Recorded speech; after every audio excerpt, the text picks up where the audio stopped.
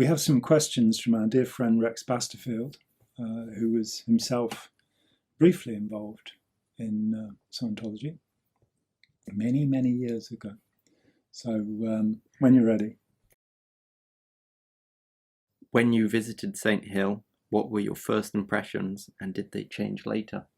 Well, it was in August 1975, and I went forward just to visit to see if I was going to move there.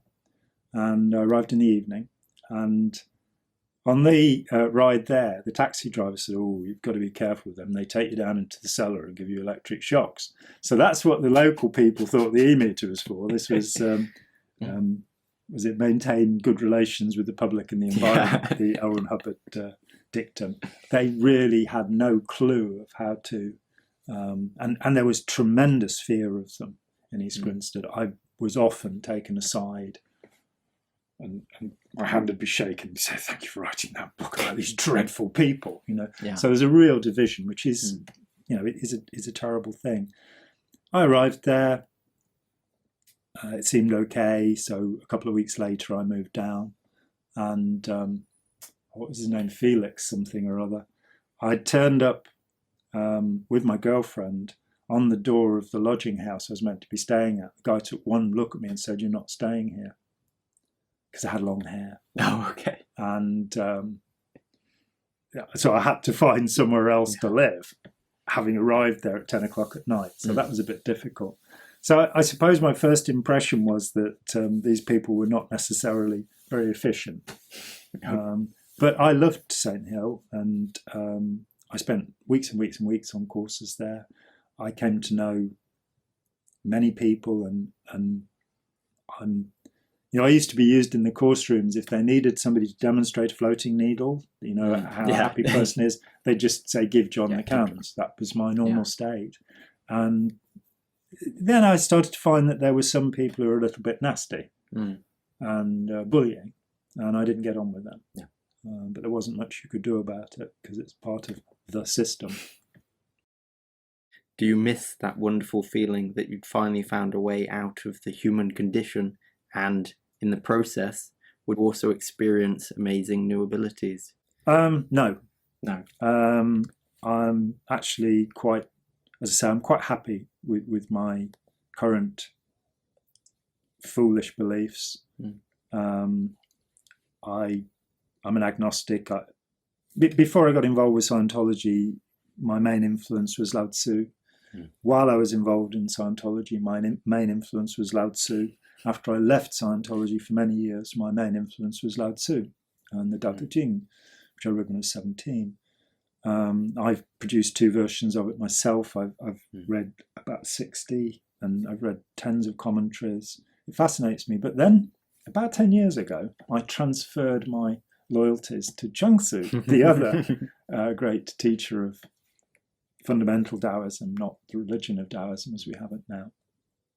And his, I mean, in the West, if you took the work of Epictetus, to whom I was only introduced a few years ago, and the work of Epicurus, and you put them together, you get this kind of happy stoicism. And Chuang Tzu on the subject of death is very interesting. It's like, well, I don't know where I was before I was born. I don't know where I go after I die. Why worry about it? And I think I've probably arrived at that point. So I think the idea that you're a superhuman being who, by willpower alone, can influence events is dangerous, because it's basically turning you into a complete narcissist. I don't really want that. You know, I like people, not you know. So it's impossible to be a narcissist if you like people, I'm afraid. So it wasn't for me. Next. You have an amazing memory, John. Everybody knows that. They do. Did Scientology processing, like going clear, contribute? No. It's a very simple answer, is it? I've always had a good memory. I learned no techniques in Scientology that enhanced my memory at all. And according to Scientology, I didn't actually go clear. I was naturally clear. Question 46 on the questionnaire says, have you always been clear? And apparently the needle read on that. So Cool. I've always been clear. So I've always had a good memory. That's a way of thinking about it. Okay. Okay. Did you ever ask a high-level OT to demonstrate or prove their acquired new abilities? I've been asking for 36 years. Standard lecture thing, put a little bit of tinfoil, alcan foil, bako foil, depending which culture you come from. Just a little bit of it on the table in front of me. Any OT, I just want it to move an inch, and I'll believe in you. They say they can move clouds, change traffic lights, cause dust devils. As yet, in 36 years, the tinfoil, I'm afraid, has stayed put. So I'm sure Uri Geller would have gone, yeah, that's right. Sneakily. bend that spoon. Yeah. Oh, it's not actually one spoon, it's a handful. Yeah. You all can do it. Yeah, we'll get him to. Right. Did you ever personally experience any OT phenomena that Scientologists like to talk about so much? No. No, and I never witnessed anything. I saw there were all sorts of spooky things that people tried to convince me of. But no, the basic things you're told you'll be able to do. So, for example, if Ron Hubbard and those around him had supernatural powers, why did they need to steal government files? Why didn't they just remotely view them? Yeah. If they needed to stop court cases, why didn't they use their tone 40 intention and make the judge go, oh no, that you're all right, it's all good. Why did they need to harass anybody if they had these powers? It's an absolute proof that they don't. Yeah. I wouldn't be alive if there was such a thing as an OT. Come on, they'd have had me by now. Right.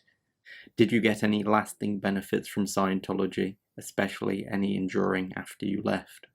I from the experience, yes, definitely, and I have many friends and much camaraderie.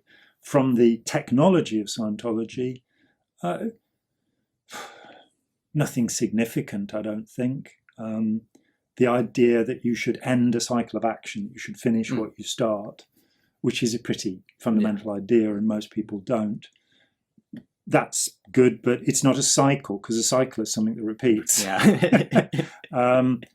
That you should know the meaning of words. Well, my brother Andrew had taught me when I was about 14 how to use a dictionary, how to determine the etymology, the background of a word, to use it in sentences. So there was nothing new for me there.